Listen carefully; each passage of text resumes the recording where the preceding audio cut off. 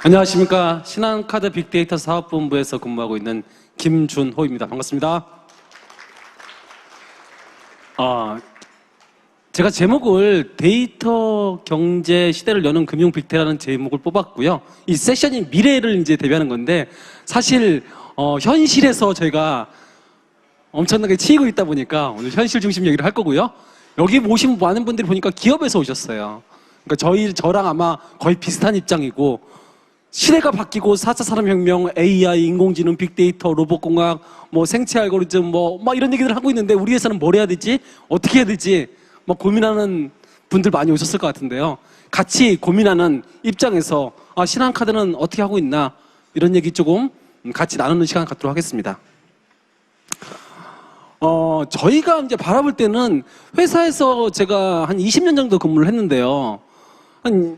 처음에 입사를 하니까 CRM 이런 것들 계속 얘기를 했었고, 제가 하고 있는 업무는 그런 업무를 했었고요. 그렇게 업무 단위로 이제 데이터를 많이 활용하다가 이제 한 10년 정도 됐죠. 2010년 전후로 해서 회사 전체가 이제 빅데이터, 특히 한국에서 2012년도, 2013년도, 저희가 이제 신한카드 빅데이터 사업본부가 생긴 게 2013년도입니다. 그러면서 이제 회사 전체로 데이터 경영을 하자, 데이터로 뭘 하자라는 것들을 계속 하고 있었고요. 지금은 이제 약 저희가 빅데이터 사업본부가 80명 정도 됐어요. 근데 저희가 30명으로 출발한 조직이 지금 5년 지나면서 80명으로 늘었는데, 이것도 저희는 되게 엄청나게 열심히 해서 조직을 확대했는데, 아까 구글의 딥마인드가 30명에서 1000명 됐다는 얘기 듣고선 너무 부럽고요. 한편으로는 저희가 이제 답답합니다. 80명이 됐으니 엄청난 성과를 내야지, 이런 도전에 직면하고 있고요. 그래서 지금 바야흐로 데이터 경제 시대인데, 이게 이제 하나의 회사나 하나의 문화가 아니라 이 사회 전반의 모든 경제 흐름과 연결되는 게 아닌가, 그렇게 생각을 하고 있습니다. 그 얘기를 좀 풀어보면요. 제가 사실 회사에 근무하고 있으니까 이런 자리들 또 많이 있고요. 그리고 정리를 해봤더니 데이터 관련해서 구글이, 아마존이, 애플이, 그리고 미국 기업들이 그렇게 잘하는 것들은 실리콘밸리도 있겠지만은 데이터 관련해서도 일단 하는 거죠. 할 수 있게 돼 있어요. 그분은 아까 이제 앞서 차관님께서 판례법에 의한 법체계다라는 말씀도 하셨는데, 허용되는 문화, 뭔가를 할 수 있고 거기에 대해서 큰 잘못을 저질렀을 경우에는 징벌적 책임을 면합니다. 지게 돼 있습니다. 저희는 할 수 있는 것만 규정돼 있어요. 데이터 관련해서 마찬가지고요. 자연스럽게 그런 문화 속에서 미국은 전 세계의 모든 최고의 데이터를 갖고 있는 구글을 비롯한 아마존 이런 회사들이 성장을 했고, 그걸 따라서 이제 중국이 최근 몇 년 동안 엄청나게 이제 따라가고 있죠. 중국 얘기를 오늘 많이 하고 있잖아요, 오전부터. 데이터 관련해서 마찬가지고, 일단 돈을 엄청나게 투자를 하고 있고요. 벤처기업뿐만이 아니라 유럽이 이제 좀 개인정보 보호라든지 이런 부분에 있어서 되게 철저하게 지켜나가고 있었어요. 그럼에도 불구하고 시대가 바뀌고 이 시대에서 데이터의 중요성을 이제 다 공감했잖아요. 그걸 활성화하기 위해서 개인정보 보호와 데이터 활성화를 동시에 추구하는 이런 법안을 재작년부터 마련해서 18년 5월에 시행이 되었습니다. GDPR이죠. 근데 한국은 한국 얘기 좀 더 해볼게요. 작년 8월 31일입니다. 이게 이제 저도 이 자리에 있었는데, 작년 8월 31일 때가 이제 지금 거의 1년 됐죠. 이제 이거를 판교선이라고 그 자리에 계셨던 분들도 계실 텐데, 우리 대통령께서 대한민국 이제 데이터 강국, 데이터 고속도로를 뚫겠다, 그것만이 살 길이다라고 선언을 하셨어요. 그리고 올해 1조 예산을 투입하겠다, 이런 말씀도 있었고, 그러니까 그 전까지는 2018년에 책정된 예산이 한 1200억 수준이었고요. 올해 이제 1조를 투입해서 집행이 되고 있죠. 근데 어디에 어떻게 집행되는지 잘 모르시죠? 집행은 되고 있습니다. 물밑에서. AI도 아까 말씀하신 한 2, 3천억? AI도 그 중에 하나고요. 그런데 그와 더불어서 이제 이때 법 개정도 추진되고 있고요. 잠깐 이제 오늘 이제 제가 이제 신한카드에서 왔는데, 그러면 신한카드가 왜 데이터 경제를 여는 이 자리에 와서 이런 얘기를 하고 있느냐 말씀드리면은, 사실 데이터가 어느 곳에든지 있고, 현재 시대에서는 IoT 센서부터 해서 모든 스마트폰에서 우리 인터넷 컴퓨터에서 데이터를 쏟아내고 있어요. 근데 그 쏟아내는 데이터가 사실은 잘 정리돼가지고 또는 분석돼가지고 활용되는 것들을 본다면은 글쎄요, 한국에서는 아직 그렇게 많지 않습니다. 그런데 이 금융회사의 정보들은 이 금융기록이잖아요. 이게 저희 회사에서도 몇 년마다 한 번씩, 보통 4, 5년, 최근에는 2, 3년마다 한 번씩 몇 천억씩 투자해서 이 데이터 관련된 시스템을 다 업그레이드 계속 하고 있습니다. 서버도 증설하고 있고 데이터를 축적하고 있어요. 그렇게 축적된 데이터들이 다 분석에 활용되고 있고 뭐 이런 계기가 있었죠. 약간 2003년도에, 그러니까 조금 된 얘기죠. 한 15년 정도 된 얘기고요. 많은 분들이 아시겠지만 그 당시 신용 불량자가 막 양산됐었어요. A카드, B카드, C카드, D카드 다 한도를 1,000만 원, 2,000만 원씩 주고 한 사람이 1억, 2억씩 카드를 결제할 수 있었고, 이런 그 신용불량자가 양상되고, 이게 이제 그런 금융 거래된 데이터들이 서로 공유되지 않았기 때문에 그런 문제가 발생했었고요. 그래서 신용정보는 이 금융 데이터는 각 금융회사들이 데이터를 비용을 많이 들여서 쌓아놓고 또 집중되고, 그게 신용정보 집중기관을 통해서 신용평가와 그 모든 금융상품 거래에 활용이 되고 있습니다. 현재까지도. 그래서 일단 데이터가 많이 쌓여 있습니다. 활용할 수가 있어요. 그 중에서 이제 카드 데이터는 또 다르죠. 이거는 누가 언제 어디에서 무엇을 어떤 소비를 했는지 그 생활이 담겨 있어요. 우리의 모든 생활이. 이런 것들이 아주 다 축적이 되어 있기 때문에 활용도가 높다, 분석을 할 수가 있다. 세상에 데이터는 수도 없이 많고 쏟아지지만 그것들이 당장이라도 분석할 수 있게 잘 수집, 정제 돼가지고 관리되고 있고 그 공유되고 있는 그런 데이터들이 많지 않기 때문에 현재 이제 일단 금융 데이터가, 카드 데이터가 그렇게 활용되고 있습니다. 근데 실제로 활용되는 거 보면은 이제 카드사 내부 또는 금융회사 내부에서는 잘 활용되고 있고요. 상품 개발에 활용되고 있어요. 하지만 이 데이터가 이제 카드는 이제 뭐 모든 생활의 모든 기록들을 담고 있다고 했잖아요. 다른 업권이나 다른 업종이나 이런 것들과는 활용이 이제 확산이 안 되고 있어요. 관련 법에 다 저촉이 되고 있죠. 왜냐하면은 이 모든 데이터가 대부분 개인 정보 데이터예요. 개인 신용 정보죠. 작년 11월 15일 날 그 데이터 얘기하면 이 3개법이 개정 발의안 됐어요.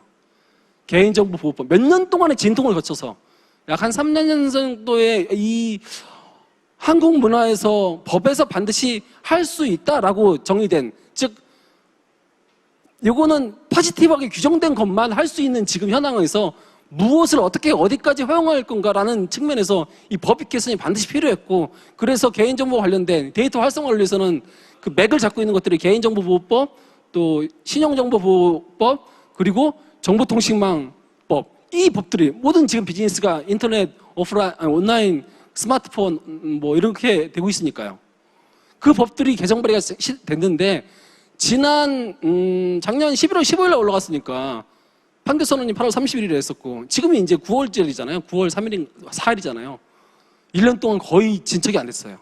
물론 그 와중에 국가적으로 정말 중요한 일들이 많이 있었지만은 사실 아까 차관님도 그렇고 오전에 했던 그 차상균 원장님도 그렇고 많은 분들이 AI 시대의 데이터를 강조하지만 이미 만들어 놓은 법도 지금 제대로 공론화돼가지고 깊이 있게 협의되고 통과되지 못하고 그런 상황입니다. 이런 것들이 지금 이제 올라와 있는데 그 이면에는 사실 진통이 있었죠. 2004년도에 몇몇 카드사들이 그 대량으로 신용정보가 유출된 사태도 있었고 그런 거를 몇 번 겪고 그 언론에 되면서 한국은 개인정보 보호에 대해서 엄격하게 규제도 돼 있고 그리고 실제로 국민들도 시민들도 당연히 지켜야 된다고 생각을 하고 있어요. 그런 문화적인 걸 갖고 있죠. 그 비식별 조치 가이드라인이라는 게 2016년에 한번 나왔었는데 이게 이제 현행 법을 안 바꾸고선 그 정부 기관들이 6개 부처 합동부처가 모여가지고 야 데이터 개인정보 뭐 일일이 동의받지 않고 이렇게 잘 알아볼 수 없게끔 좀 가다듬어가지고 누군지 알아볼 수 있게끔 만들어서 쓰자, 결합해서 쓰자라고 해서 합동부처가 만들었는데 이것이 이제 우리 시민사회의 반발 그리고 기업들에 대해서는 법이 아니기 때문에 선뜻 실행하지 못했고 거의 사장된 가이드라인이 되었습니다. 이런 내용들을 하기 위해서 지금 입법 개정이 돼 있고요.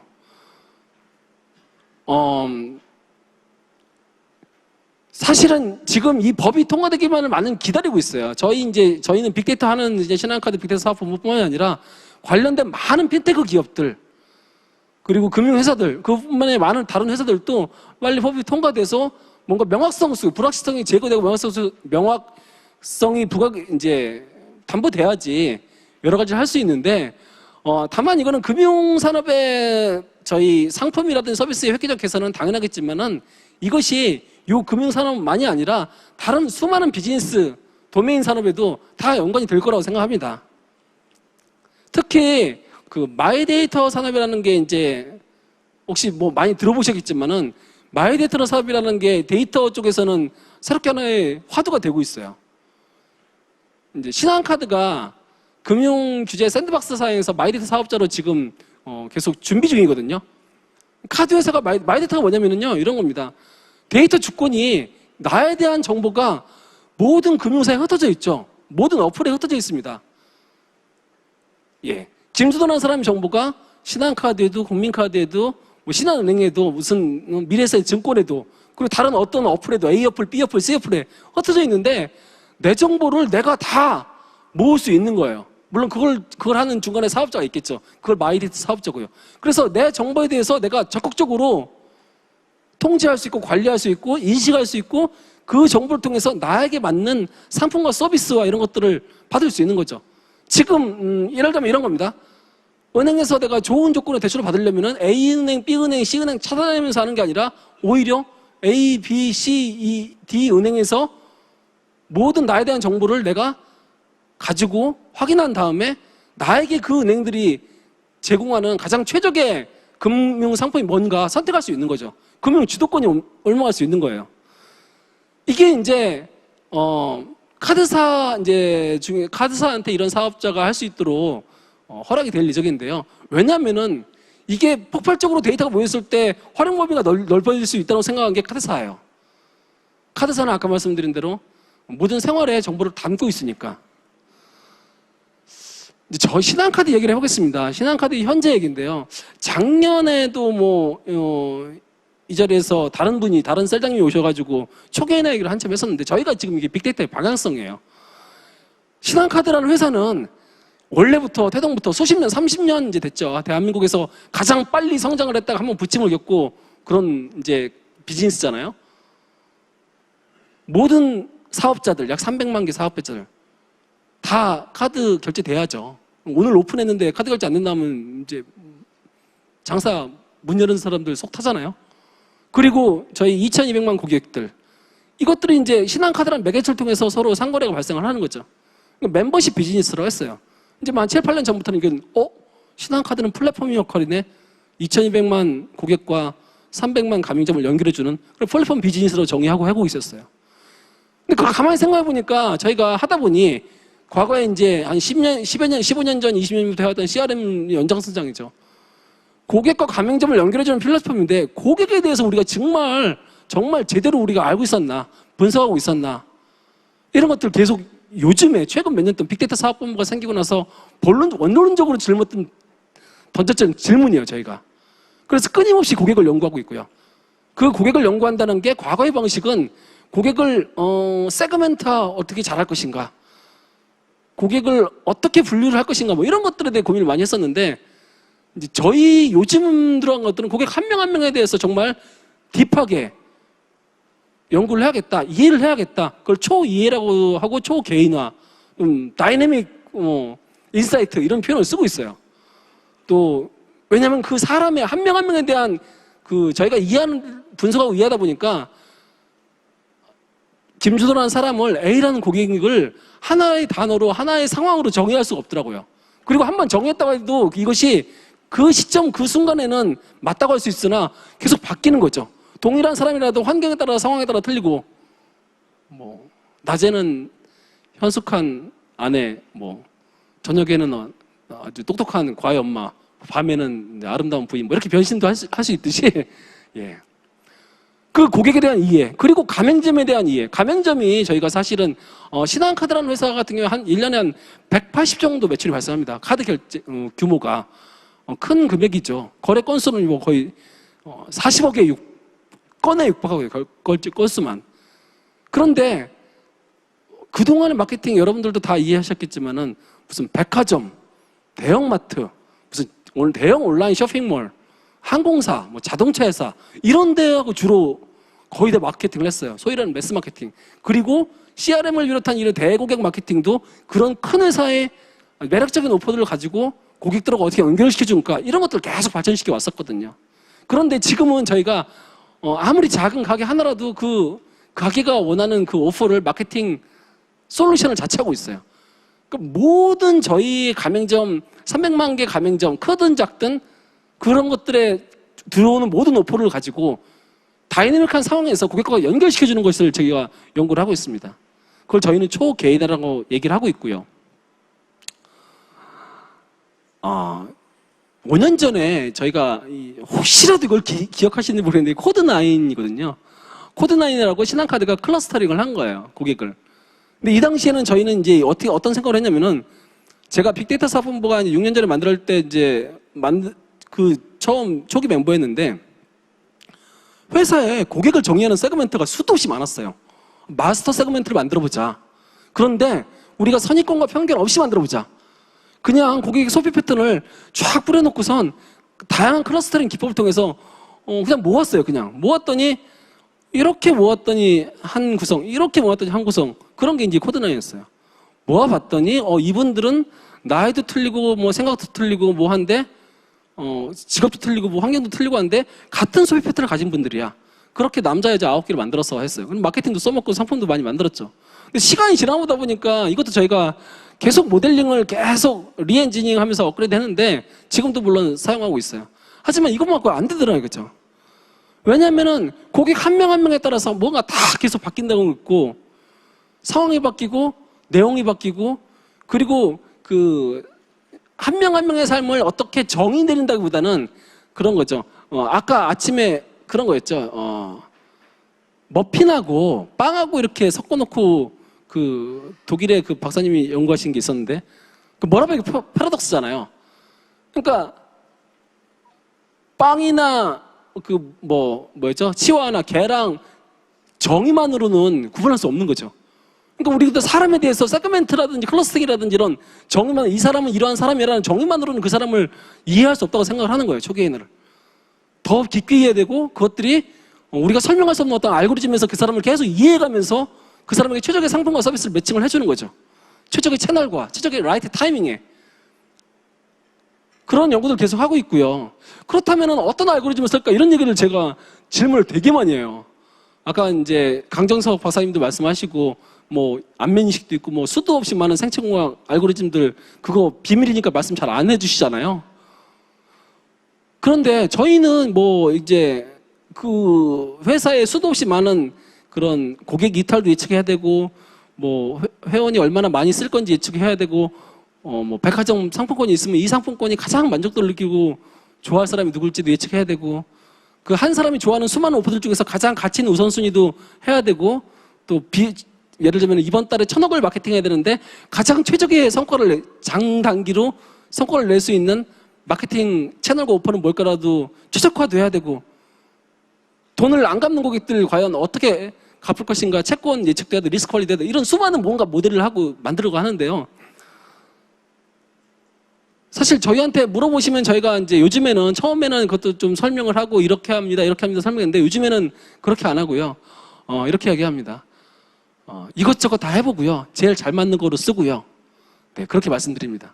그러니까 수도 없이 많은 그 알고리즘들이 있어요. 특히 오픈소스 기반으로 나와 있죠. 뭐 다 패키지로 나와 있잖아요. R 패키지, 파이썬 패키지. 그리고 이제 그런 것들을 보면 대부분 기존에 수도 없이 많은 좋은 알고리즘들을 이것도 돌려보고 저것도 돌려보고 해가지고 제일 좋은 성능 좋은 거로 이제 뭐 앙상블이 될 수도 있고요. 그렇게 합니다. 그런 것들을 해요. 그러니까 저희도 이제 정답은 없어요. 경험상 빨리 가장 이제 효율적으로 수도 없이 회사의 업무가 많으니까 할 수 있는 것도 찾아낼 뿐이죠. 좋은 이제 실력 좋은 데이터 사이언티스트들이.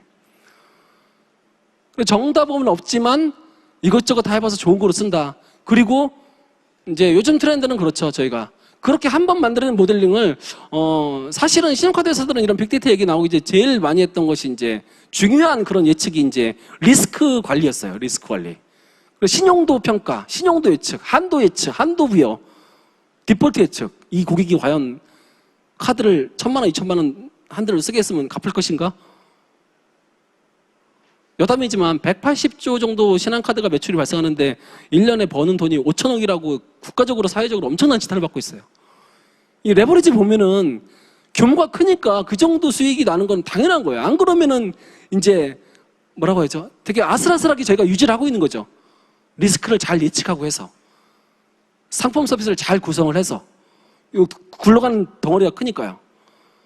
어쨌든 변수가 되게 많이 있어요. 예전에 보면은 이제 리스크 예측을 할 때 기본으로 800개, 뭐 1000개, 2000개, 3000개, 뭐 5000개 막 수도 없이 많은 변수를 가지고 이제 변수가 과연 이 리스크라는 이 결과 지표죠. 어떤 연관성이 있는지 뭐 다 이제 변수가 이제 우선순위를 정하고 제거도 하고 중복도 재고 간섭 효과도 제거 뭐 이렇게 뭐 합니다. 기술적으로.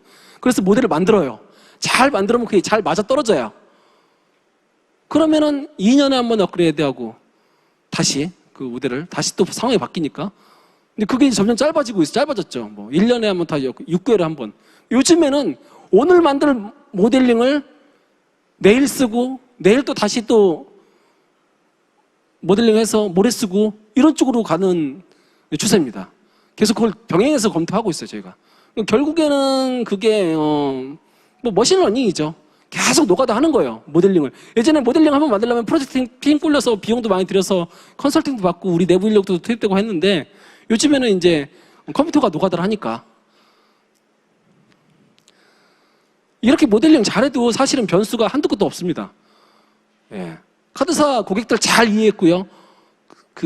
저희와 연결된 가맹점, 사업장 300개 대한민국 모든 사업자들을 잘 연구를 해서 매칭을 아무리 잘해줘도 사실은 변수도 그 외의 변수는 수도 없이 많아요. 요즘에 이제 일본 이슈도 있고 뭐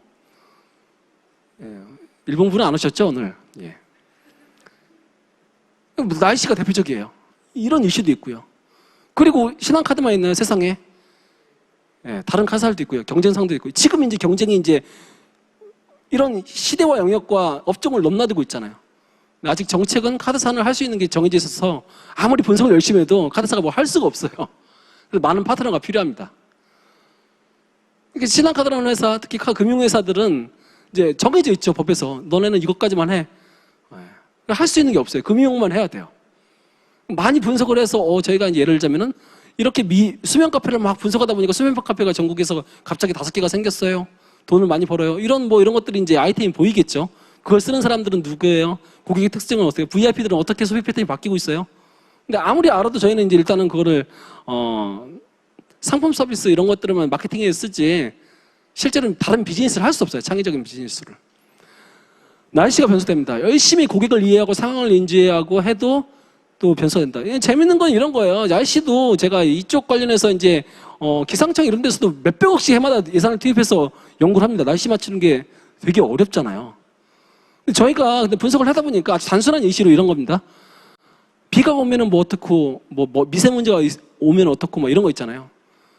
근데 예보를 했는데 딱 맞아떨어질 경우에 어떻다 이것도 있지만, 비가 온다고 했는데 비가 안 올 경우랑, 비가 온다고 했는데 비가 올 경우랑, 이거 다르더라 이거죠. 실제로 비가 오더라도 예보가 어떠냐에 따라서 실제 날씨가 달려지고, 이런 것들이 지역적, 공간적으로 사람에 따라 다 다른 패턴을 보이더라 이거죠. 마이데이터 얘기를 아까 잠깐 했었는데요. 마이데이터는 사실은 이런 겁니다. 모든 사람들이 이제 신한카드라는 회사가 신한카드 정보만 갖고 있었어요. 그런데 저희한테 고객님이 동의를 해주시면, 회원들이 동의를 해주시면은 신한카드 데이터만 아니라 현대카드, 삼성카드, PC카드 데이터 다 가져올 수 있어요. 그래서 다 같이 분석해서 그분한테 최적의 서비스를 해주는 거예요. 상품이든 서비스든 금융이든 재무관리든 자산관리든 지출관리든 마케팅 서비스든 뭐 그런 것들이 지금 되고, 이거는 이제 아까 제가 말씀드린 대로 고객의 주도권, 데이터 주도권이 넘어가고 비즈니스의 패러다임이 바뀔 수 있다. 이제 이 외로 저희가 이제 외부랑 협업하는 얘기들, 신한카드 빅데이터 사업본부가 이 얘기들 잠깐 하면서 마무리를 짓도록 하겠습니다. 신한카드 빅데이터 사업본부가 디시전 메이킹 서포트라고 했는데, 사실 저희가 개인정보법이나 관련법에 근거해서 이 빅데이터를 로 데이터를 줄 수는 없어요. 하지만 통상적으로 제가 통용되는 게 K3 기준이죠. 3개 이상의 묶음 단위, 즉 통계 데이터로 마이크로 통계 데이터로 가공을 해서 외부랑 협업을 해요. 직접 유상으로 데이터를 판매할 경우도 있고 아니면은 같이 분석을 해서 컨설팅을 해주거나 이런 경우도 있고요. 많은 공공기관과 뭐 이런 데도 하고 있고요. 공공기관에는 정책 수립에 다양한 영역에서 정책 수립에 도움을 드리고요. 하다 보면은 저희들도 많은 뭐 재밌는 게 많아요. 사람에 대해 분석하고 또 사업자, 가맹점에 대해 분석하다 보면은 뭐 사람도 마찬가지입니다. 공공기관에서도 이제 정책을 수립할 때 동일한 사람이라도 제주 가서는 뭐 쇼핑을 뭐 이것밖에 안 하는데 홍콩 가면 돈을 많이 쓰더라 이거죠. 훨씬 똑같은 사람이 이런 것들이 이제 관광지에 대한 전략적인 이제 포지셔닝에서 이제 도움을 주는 거죠. 이거 하나의 예시고요. 이렇게 이제 공공기관하고 협업을 하고 있고요. 기업들하고 많이 협업을 하고 있습니다. 아직 큰 회사들이랑 많이 하고 있지만 기업들하고도 여기도 이제 기업분들 많이 오시는데 고객을 분석하고 상권을 분석하고 경쟁을 분석하고 그래서 전략을 수립하고 점검하고 뭐 하는데 이제 많이 저희가 도움을 드리고 있고요. 근데 이제 우리 거는 내가 잘 알아. 맞습니다. 예. A마트, 대형마트는 자기 거 다 잘 알죠. 그런데 이제 신한카드 회원은 이제 예를 들면 저희는 모든 대한민국의 모든 유통사들 하니까 이마트에서도 2천억 쓰고 뭐 홈플러스에서도 2천억 쓰고 롯데마트에서도 뭐 1,800억 쓰고 뭐 이걸 그 어떤 고객들이 시프트하고 이동하고 있는지 스타필드가 들어왔는데 지역 상권이 어떻게 요동치고 있는지 이런 거 분석을 해가지고 네 인사드립니다. 물론 경제성 홍보를 그렇게 확 드리지는 않지만은 예. 실제로 분석을 해서 마케팅을 할 수 있게끔 뭐 5기 광고 뭐 이런 전광판이 이제 디지털 전광판 들어가는데 여기 한 30만 명, 40만 명이 왔다 갔다 하는 도대체 누가 어떤 시간대에 왔다 갔다 있는지 그 소비 유동인 걸 가지고 분석을 하고요. 사실 이런 것들이 이제 IT 기술하고 발전되면은 실시간 서비스로 될 수 있을 거예요.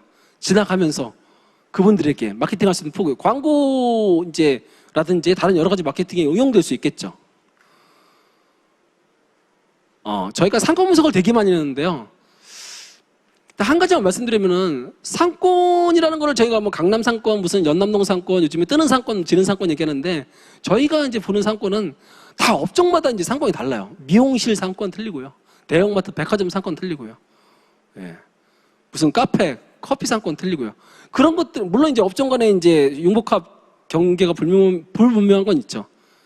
그래서 대체 상품이라든지 보안 상품까지 같이 보는데 어쨌든 그 상권 지도라는 것들을 그 비즈니스 도메인 영역에 맞춤으로 봐야지 인사이트를 뽑아낼 수 있다. 그리고 이제 마케팅 어드바이저 이런 솔루션도 저희가 하고 있어요. 실제로 분석에서는 기업들은 분석에서 그래서 어떻게 하우 결국 마케팅을 하고 액션을 해야 되잖아요. 그 액션을 할 수 있는 것들 솔루션을 저희가 같이 만들어서 하고 있습니다. 네. 정리를 하겠습니다. 저희가 보통 제가 한 얘기는 아니고요. 이게 오래된 얘기인데 저는 항상 이게 좀 마음에 와닿아서 강의를 마무리할 때 많이 쓰는데요. 아직까지 한국은 빅데이터 분석하는 게 현상 분석도 제대로 안 되고 있어요. 공공기관은 저희 협업하는 거 그런 부분들입니다. 대한민국의 관광객들에서 돈을 얼마나 쓰고 가고 있어? 어디에서 어떤 업종에서 쓰고 있어? 이런 것들 현상 분석. 근데 현상 분석이 제대로 된 다음에 데이터가 있어야겠죠. 데이터가 없는 게 문제예요. 그런 다음에 이제 도대체 어떤 요인들이 서로 영향을 주고받고 있는지 인과관계, 요인관계를 분석하고 그게 잘 되려면 좋은 알고리즘, 맞는 알고리즘을 피팅되는 알고리즘을 찾아가지고 예측을 하고 그리고 실제로 그것들을 비즈니스로 엮을 수 있는 실시간 비즈니스 솔루션을 나오고 이렇게 연결이 돼야 되는데 사실은 여기까지 가는 데 있어서 데이터의 뎁스가 되게 있어야 돼요. 어떤 한 분야에 대해서 내가 뭘 한다고 했을 때 그 비즈니스 알고리즘 상에서 저희는 저희 나름대로 이제 저희 건 다 갖고 있죠. 많은 분야에서 많은 업종에서 그렇게 깊이 그쪽에 관련된 데이터를 갖고 있는 데가 많지 않아요. 그래서 아직도 이제 차관님 뭐 훌륭하신 분들이 나와서 빅데이터 AI즈 4차 산업혁명 말씀하시지만 데이터가 없다. 현상 분석 수준에서 넘어가서 예측까지 가고 하는데 쉽지 않다. 네. 처음에 말씀드렸던 데이터 경제가 있죠. 근데 이게 이제 데이터 마케팅, 데이터 드리븐 마케팅, 데이터 드리븐 뭐 기업 운영, 사업, 그 다음에 우리 정부, 그리고 이코노미 이 모든 것들이 이제 지금 진행되고 있고 될 거고요. 그리고 저희가 생각하기에는 이제 이게 한국만의 문제는 아니다. 글로벌한 문제고, 글로벌에서 이제 기업에서 살아남기 위해서는 결국에는 이 데이터 기반 경쟁력이 있어야 된다. 예. 마지막으로 이제 저희 나라 법제도가 아까 포지티브, 네거티브 이런 말씀을 하셨잖아요. 하라는 것만 할 수 있어요. 근데 이게 법제도가 그렇게 돼 있기도 하지만 우리의 문화가 그런 것 같아요. 이제 외국 훌륭하신 분이 말씀하신 거를 마무리하면요. 일단 뭐가 잘못되거나 안 되거나 불확실성이나 또는 뭐 이런 거 실패할 거를 생각해서 도전하지 않고 시도하지 않는다면 아무것도 안 된다고 생각합니다. 사실 저희 회사도 뭐 아무것도 없어요. 이제 2013년 말에 빅데이터 사품을 만들어서 지금 뭐 그래도 좀 뭘 하고 있는데요. 일단 시도를 하고 성공을 해야 이 분야에서 잘 안 보이는 빅데이터 분야, 데이터 분야에서, 데이터 경제 분야에서 그래도 미래를 뭔가 가능성을 볼 수 있지 않을까. 이런 말씀 드리면서 제 강연을 마무리 짓도록 하겠습니다. 감사합니다.